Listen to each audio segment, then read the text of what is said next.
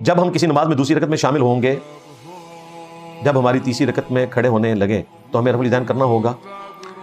آپ جب شامل ہو گئے نا، ٹرین چڑھ گئے، تو پھر جو ٹرین کا انجن کر رہا ہے وہی کچھ آپ نے کرنا ہے، سوائے اس کے کہ کوئی سنت وہ چھوڑ رہا ہو تو وہ آپ نے فالو نہیں کرنا. کل کو آپ یہ نہیں کہیں گے کہ حنفی امام کے پیچھے ہم رفع الیدین چھوڑ دیں. حنفی اتنے پکے ہیں کہ وہاں امام کعبہ کے پیچھے رفع الیدین شروع نہیں کرتے، اور آپ کو یہاں کہانی کرواتے ہیں کہ امام کی پیروی کرنی ہے. تم اور تمہارے بڑے تو کوئی پیروی نہیں کرتے امام کعبہ کی. نہ تم حج ٹریننگ میں بتاتے ہو کہ امام کعبہ رفع الیدین کرتے ہیں تو تم بھی رکوع میں جاتے وقت اور رکوع سے اٹھتے وقت رفع الیدین کرو.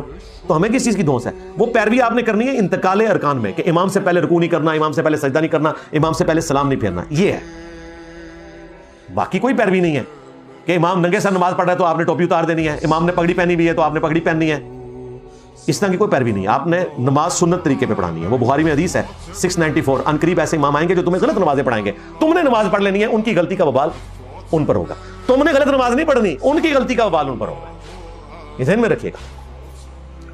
تو جب آپ ٹرین چڑھ گئے تو اب آپ نے امام کے ساتھ چلنا ہے. امام چونکہ 2 رکعت سے اٹھ کر رفع الیدین کرتا ہے، تو آپ بھی تیسری رکعت میں جب امام کے ساتھ کھڑے ہوں گے رفع الیدین کریں گے، خواہ وہ آپ کی دوسری ہو خواہ وہ آپ کی تیسری ہو. ویسے تو ہوتا ہے طاق رکعت کا آغاز رفع الیدین سے ہوتا ہے اور جفت کا بغیر رفع الیدین کے. جب آپ امام کے پیچھے چلے گئے تو پھر آپ نے اب امام کو فالو کرنا ہے، اور پریکٹیکلی آپ کر رہے ہیں. مجھے بتائیں پہلی رکعت میں ہم کیا بیٹھتے ہیں؟ 2 رکعتوں کے بعد بیٹھتے ہیں نا. لیکن جب آپ امام کے ساتھ دوسری رکعت میں شامل ہوتے ہیں، آپ کی تو پہلی ہوتی ہے، وہ تشہد بیٹھتا ہے، آپ بیٹھ جاتے ہیں. کیوں بیٹھتے ہیں؟ اس لیے کہ امام بیٹھ گیا.